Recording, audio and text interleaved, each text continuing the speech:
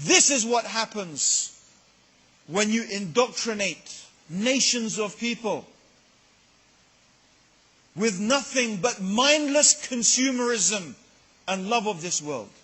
But the love of this world and the things of this world do not make people happy. And this has also been proven in survey after survey, scientifically proven.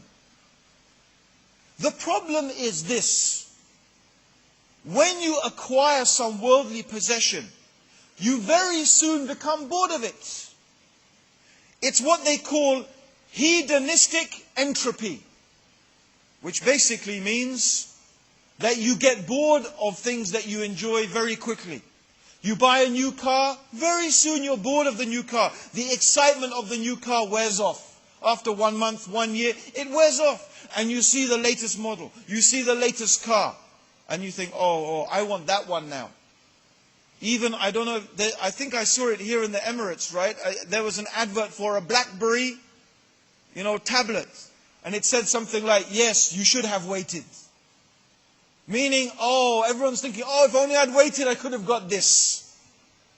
What's the difference between the iPad 1 and the iPad 2? This feature and that feature. Yet they make you believe you can't live without the additional feature. If I have this one additional feature, this 3 megapixel more on my camera, this 0.2% transfer rate more, my life will be so much better. Everything will be so much fantastic. But really it makes virtually no difference. And soon you are bored. And you want the next thing, and the next thing, and the next thing. It never makes you happy. You will never feel fulfilled. Whether it's money, cars, women, houses, horses, anything you can name it from this dunya. There always is something better. Always some other thing you're going to run after. Always some other thing you want to seek. You will never find satisfaction in these things. Human beings, we don't. This is the fact. It's a fact.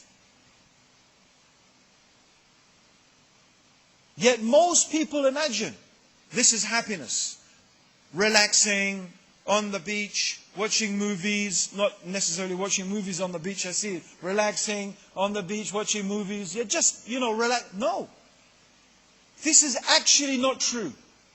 What is very strange in some ways, and what now psychologists are beginning to discover about the human mind, is that in fact, the things that make us truly happy are often the things that are most difficult and involve effort and struggle.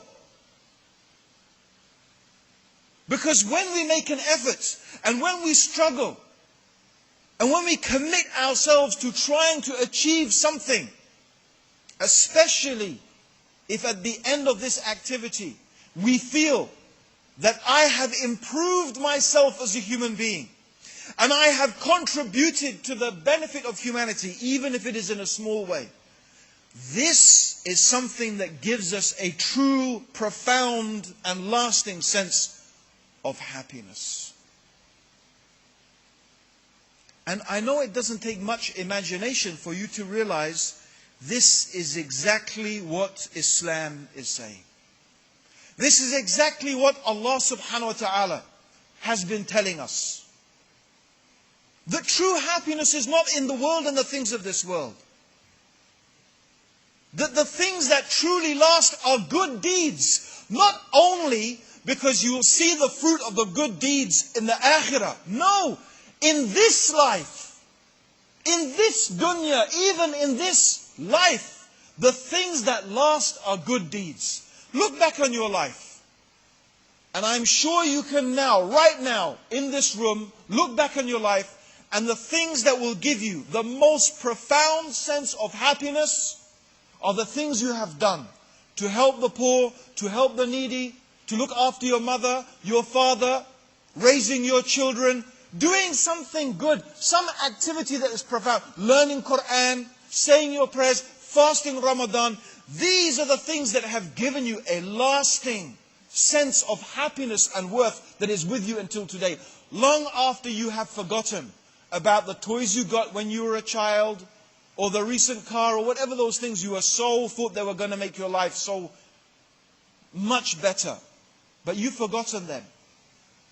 But the things that last, the things that stay with you, are the things that you struggled, that have significance, that have purpose. So even really, when we are told that Jannah is surrounded by hardships and difficulties and trials and tests, even as a Muslim, when we go through hardships and difficulties and trials and tests, it is good for us. It improves us. It improves our character.